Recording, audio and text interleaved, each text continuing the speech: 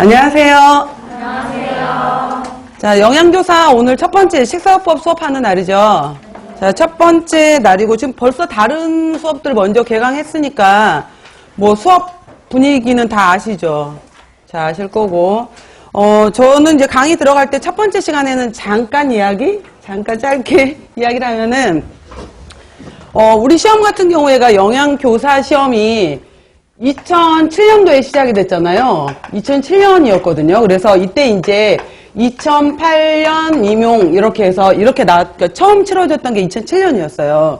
그리고 지금이 이제 2020인데 여러분들한테는 2021년 시험으로 이렇게 나가는 거잖아요. 그러니까 벌써 이제 13번이 지나갔고 14번째 시험이 되더라고요. 그래서 뭐 그 기간 동안에 뭐 여러 가지 형태의 시험들이 있었어요. 시험의 형태 변화들에서 뭐 기입의 서술형 문제로 맨 처음 시작했다가 나중에 뭐 1차 시험, 2차 시험 이렇게도 들어갔다가 또 여기에서 뭐 객관식 문항으로 들어갔다가 또 뭐 2차 같은 경우에는 서술형으로 또 바뀌었다가 이후에 이제 2014년도 이후부터는 전공 A, 전공 B 이런 식으로 들어갔었거든요. 그래서 전공 A, B였었는데 2020이었으니까 그러니까 작년 2019년도에 봤던 시험에 또 문항수가 바뀌었잖아요. 그래서 이 전까지는 2.4점, 5점짜리 문제, 4.5점, 10점 이런 식으로 해서 여러 배점이 큰 문제들이 있었다면은 작년부터 바뀌었던 것이 전부 다 2점하고 4점짜리 문제로만 바뀐 거예요. 2점, 4점으로만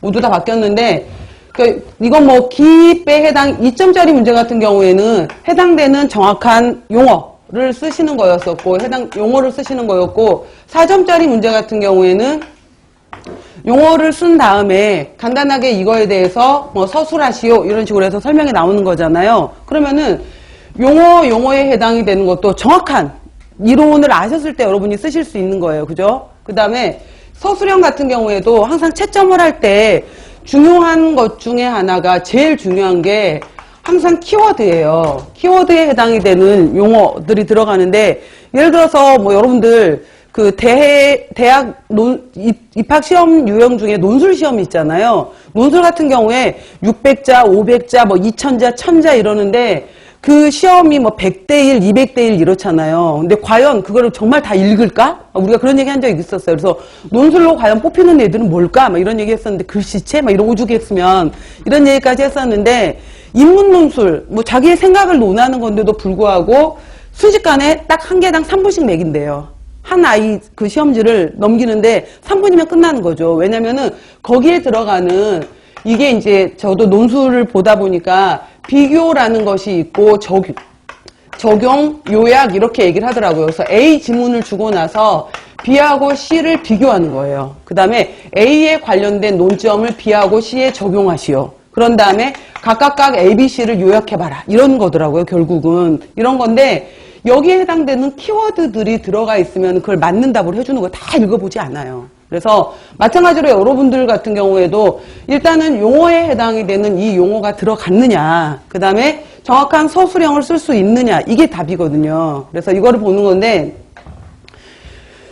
이제 우리가 현재 지금 3월 달부터 이제 시작을 했고 시험은 크게 변하지 않는다면은 11월에 임용 시험이 있잖아요. 그러면은 항상 여러분들이 이제 공부를 하실 때 여러 가지 마음가짐으로 뭐 실강으로 오신 분들도 있고 실강보단 나는 또 인강이 더 나을 것 같다라고 해서 인강을 뭐 하신 분들도 있고 여러 가지 각자 본인들한테 가장 맞는 방법을 선택하셨을 텐데 일단 우리 학원에서 진행하는 것은 3월, 4월, 5월에 걸쳐서 12주간은 이론을 정리를 하잖아요. 이론을 하는 거고 6월 지나고 나서 7월, 8월 같은 경우에 8주에 걸쳐서 이제 문제를 풀어보는 거. 그래서 여기 기출 문제도 있고 또 새롭게 적용하는 새로운 문제도 넣기도 하고 이렇게 들어가는 거죠.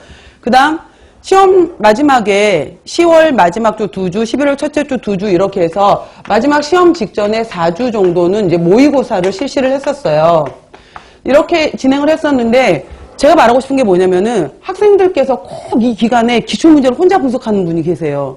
아니 왜 저는 이제 그게 시간 낭비라는 거죠. 제가 봤었을 때는 물론 앞서가고 싶은 마음은 알겠어.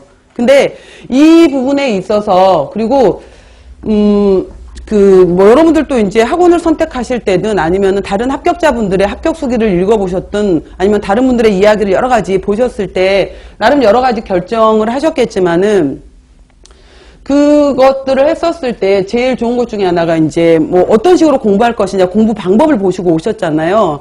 그러면은 이 방법에 해당이 되는 것들 중에서 들어가는데 여러 번 했던 이제 뭐 재수라고 제가 표현을 할게요. 재수분들도 있을 거고 졸업하자마자 오시는 이제 뭐 초시분들도 있을 거고 또 처음으로 나는 이거를 도전해 보겠다라고 하는 건데 의외로 초시 합격자들이 높은 점수의 배점이 굉장히 많으세요.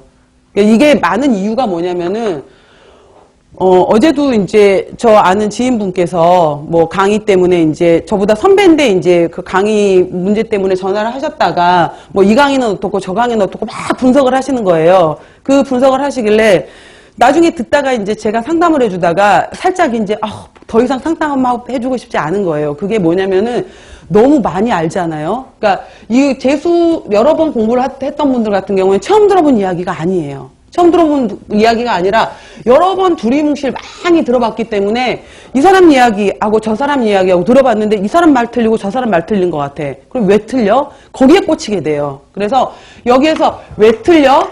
왜? 여기에 꽂혀갖고 그 다음 공부를 못 나가요. 그래서 이거 왜 이런 건데 왜 저렇게 설명하는 건데 여기에서 꽂히면은 진도가 더 이상 나가질 못하는데 차라리 처음 들어오시는 분들 같은 경우에는 여기에서 제일 중요한 것은 이거래.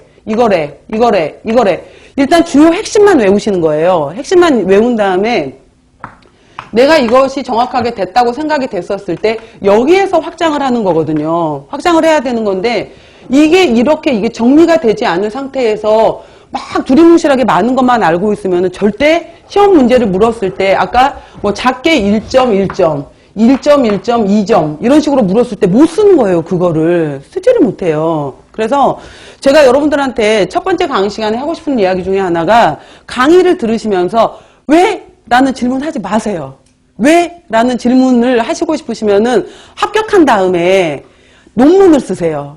논문을 써서 네이처지를 쓰시든 SCI급 논문을 쓰시든 저기 위에다 내세요. 그 논문은 내시고 여기서는 왜라는 말이 뭐 좀 웃긴 얘기긴 하지만은 우리는 시험이잖아요. 시험에 해당이 되는 거고 반드시 그 다음에 이게 뭐 60점 이상 맞아야 돼 70점 이상 맞아야 돼 이게 아니라 몇 % 안에 들어야 돼 우린 이거잖아요. 다 경쟁이란 말이에요. 상대평가로 들어가기 때문에 절대평가가 아니라 상대평가로 들어가기 때문에 남들보다 높은 점수로 맞아야 된단 말이에요. 그리고 1차 합격하시고 2차 합격하셨을 때 2차 같은 경우에 이제 지역별로 뭐 면접을 보는 것도 있고 토론을 하는 것도 있고 뭐 여러 가지 부분도 있겠지만은 이거는 지역교육청마다 달라지긴 하지만은 일단 2차 면접을 가실 때도 1차 점수가 높았을 때 유리한 거예요. 전체 총합인 거 아시죠, 여러분들? 그래서 여기에서 간당간당하게 합격했던 것보다 여기에서 이미 점수가 높으면은 2차가 훨씬 유리해요. 그리고